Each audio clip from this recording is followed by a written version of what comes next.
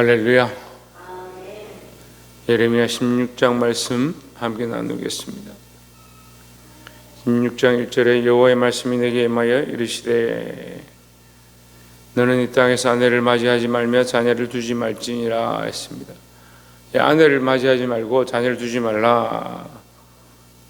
그 구약적인 관점에서 아내를 두고 자녀를 낳는 것은 가장 큰 언약의 한 부분입니다. 다시 말하면 대를 생산하고 세상을 번창케 하는 것은 하나님의 명령이었습니다. 땅을 정복하고 땅에 충만하라고 하셨고, 아브라함에게 이 땅에 너로 말미암아 복의 근원이 되고 너로 말미암아 수많은 민족이 날 것이다 이렇게 했던 그 약속이죠. 근데 이 예레미야 16장 2절에서 뭐라고 하냐면 그거 하지 말라, 그것을 하지 말라 이렇게 얘기합니다.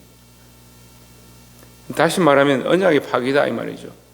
왜 그러면 언약의 파기냐?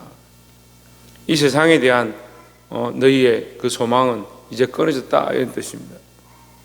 그래서 우리가 이제 그러면 우리는 더 이상 자녀를 낳지 말아야 되느냐, 이것이 우리에게 지금 말씀하시는 것이냐, 이런 고민들을 하겠죠.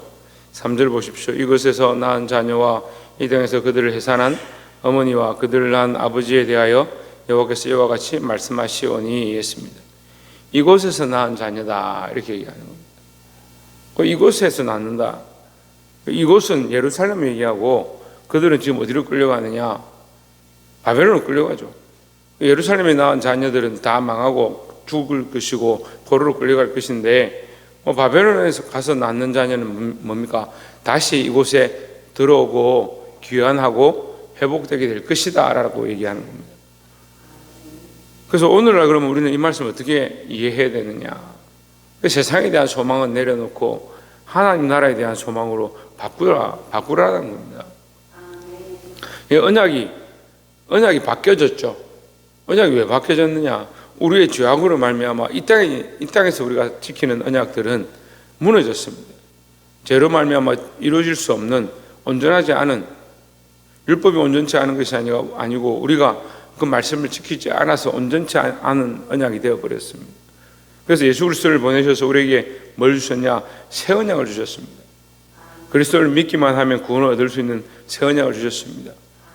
그러면 우리는 새 언약을 붙잡고 하나님 나라의 영원한 것을 붙잡고 살아야 되는데 계속 뭐합니까? 계속 이 땅의 소망을 붙잡고 거기에 자식을 낳고 거기에 아내를 두고 세상의 소망을 바라보고 쫓아가는 그런 헛된 삶을 사는 사람들이 많이 있다는 거죠. 그리고 옛것을 벗어버리는 습관들을 가져야 합니다. 그래서 이 땅에 자녀를 낳지 말고 이 땅에 결혼하지 말라 그 얘기가 아니고 이 세상의 소망을 벗고 하나님 주신 새 소망을 가지시기를 주의 이름으로 축원합니다. 4절에 그들은 독한 병으로 죽어도 아무도 슬퍼하지 않을 것이며 묻어 주지 않아 지면의 분토와 같을 것이며 칼과 기근에 망하고 그 시체는 공중의 새와 땅의 짐승의 밥이 되리라. 이 땅에 살고 있는 이 예루살렘에 있는 이 백성들이 범죄함으로 이런 징벌을 받게 될 것이다. 그래서 이스라엘 백성이 출애굽할 때 그 애굽을 돌아보지 않고 나왔던 것처럼 소돔과 고모라가 망할 때에 롯의 처가 돌아보다가 소금 기둥이 되었던 것처럼 세상을 다시 돌아보고 세상의 소망을 쫓아가면 그렇게 망한다는 것을 기억하고 하나님 우리에게 새롭게 허락하신 새 언약, 영원한 언약을 바라보고 사시기를 주의 이름으로 축원합니다. 두 번째 나눌 말씀은 12절에 너희가 너희 조상들보다 더욱 악을 행하였도다. 보라 너희가 각기 악한 마음에 완악함을 따라 행하고 나에게 순종하지 아니하였으므로. 자, 너희 조상도 죄를 지어서 다른 신들을 섬기다가 11절에 말씀하죠. 다른 신들을 섬기다가 징벌을 받았는데 너희도 그 조상보다 더욱 악을 행하여 우상을 섬긴다. 그런데 이 사람들이 뭐라고 합니까? 10절에 보면 이 백성들이, 내가 이 하나님 말씀으로 얘기했던 이 백성들이 우리가 얼마나 죄를 지었습니까? 우리가 뭘 어떻게 했는데 우리에게 이렇게까지 저주합니까? 10절에 그래요. 내가 이 모든 말로 백성이 말할 때 그들이 내게 묻기를 여호와께서 우리에게 이 모든 큰 재앙을 선포하신 어찌됨이며 우리의 죄악은 무엇이며 우리 하나님 여호와께 범한 죄는 무엇이냐? 그래서 제가 아이들을 이렇게 가르치고 학생들, 청년들 이렇게 말씀으로 이렇게 케어하고 때로는 잘못된 것을 이렇게 지적하면 그런 대답을 많이 들어요. 우리가 뭐 그렇게 잘못했습니까? 내가 뭐 그렇게 큰 죄를 지었다고 이렇게까지 하십니까? 그런 얘기를 하는 거예요. 하나님 앞에 범죄하고 순종치 아니하고 분명히 얘기하죠. 12절에 순종하지 아니하고 하나님 말씀을 어겼으면 뭘 해야 하느냐? 회개를 먼저 해야 되는데 우리가 뭐 그렇게 죄를 지었냐? 우리가 뭔 그런 잘못을 했냐? 세상 풍습이 다 그렇고 이방 나라들도 다 자기 신들 섬기고 우리가 그거 보고 가져와서 조금 섬긴 것밖에 더 있냐? 이렇게 얘기하는 거예요. 죄의 심각성을 모르는 거죠. 결국 뭡니까? 하나님 앞에 있는 이 순결함을 잊어버리고요. 세상과 타협하다 보니까 자기가 어떠한 범죄를 저지르고 있고 하나님 앞에 얼마나 폐역하고 있는지를 보지 못하는 겁니다. 13절에 내가 너희를 이 땅에서 쫓아내어 너희와 너희 조상들이 알지 못하던 땅에 이르게 할 것이라. 너희가 거기서 주야로 다른 신들을 섬기리니 이는 내가 너희에게 은혜를 베풀지 아니함이라 하셨다 하라 했습니다. 은혜를 베풀지 아니함이다. 이 말은 하나님이 은혜가 없으신 분이 아니라 너희가 은혜를 받기에 합당치 않다 이 얘기예요. 너희가 다른 신을 섬기니까 앞에 이제 예레미야 앞에 지금 우리가 지금까지 본 말씀 중에 계속 그 얘기를 하죠. 너희 조상 너희 신에게 너희가 섬기는 그 신에게 너희가 구원을 구해라. 너희가 세상을 바라보고 세상 신을 쫓아가니까 그 신으로 인해서 망할 게 아니냐. 하나님 너에게 은혜를 베풀고 원하고 너희를 구원하기 원하는데 왜 죄의 길로 악한 길로 계속 쫓아가느냐 하는 거예요. 이 말씀을 들을 때 회개하시기를 주 이름으로 축원합니다. 회개하지 않는 심령, 하나님의 징벌을 받는다는 거예요. 네, 세 번째로 나눌 말씀은 17절에 이는 내 눈이 그들의 행위를 살펴보므로 그들이 내 얼굴 앞에서 숨기지 못하며 그들의 죄악이 내 목전에서 숨겨지지 못함이라 했습니다.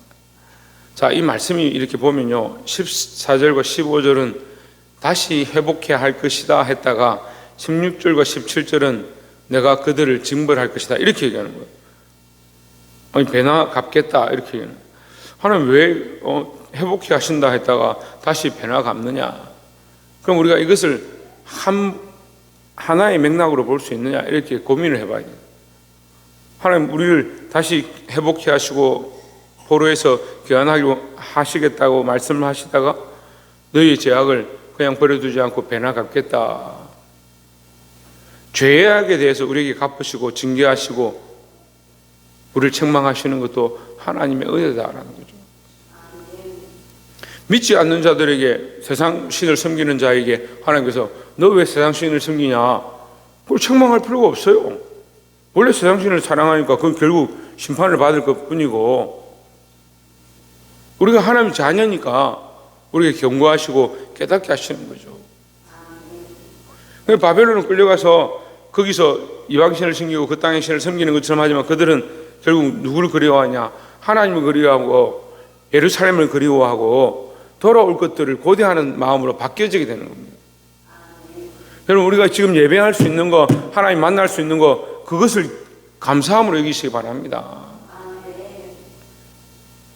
18절에 내가 우선 그들의 악과 죄를 배나 갚을 것은 그들이 금이은 물건에 시체로 내 땅을 더럽히며 그들의 가정한 것으로 내 기업에 가득하게 하였음이라 했습니다. 네, 어제 지인들하고 같이 교제하는 중에 내가 그런 말씀을 들었는데 북한이 왜 이렇게 망했냐, 왜 이렇게 징벌을 받느냐, 이제 그 나라가 왜 그렇게 됐냐, 이제 그런 얘기를 하다가 제가 그런 마음이 들었어요. 우리나라는 지금 많은 사람들이 예수 믿고 우리는 자유롭게 이렇게 나와서 예배하고 누가 기도 많이 한다고 누가 말씀 많이 본다고 예배 많이 한다고 잡아갑니까? 누가 야단을 칩니까? 얼마나 자유롭게 우리가 하나님 앞에 예배합니까? 근데 북한은 뭡니까? 예배가 빼앗겨, 예배가 폐암받았어.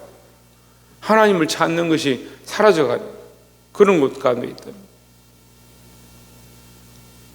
왜 저렇게 배고프고 아사자들이 생기고 굶어 죽고 그런 일이 있을까 생각해 보니까 예배의 자유가 없습니다. 여러분 감사하십시오. 억지로 나와서 우리가 예배하는 게 아니고 하나님을 찾고 하나님 앞에 만날 수 있다는 걸 감사하고, 지금 나와서 하나님과 교제하고 하나님 앞에 이 기도의 시간들을 가질 수 있는 것을 감사하게 여기시고 하나님과 만나시는 자들이 되길 주의 이름으로 축원합니다. 그래서 이 세 번째는 사실은 우리는 우리의 것이 아니고 하나님의 것이다.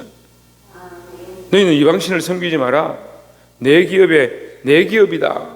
하나님 왜 진노하시냐? 너희는 내 기업인데 내 기업이 왜 다른 신을 섬기냐? 그렇게 하면 내가 배나 갚겠다는. 그래서 19절을 연결해서 보면요, 여호와 나의 하나님, 나의 힘, 나의 요새, 환난 날에 피난처시며 민족들이 땅끝에서 주께 이르러 말하기를 우리 조상들의 괴성한 바는 허망하고 거짓되고 무익한 것뿐이라.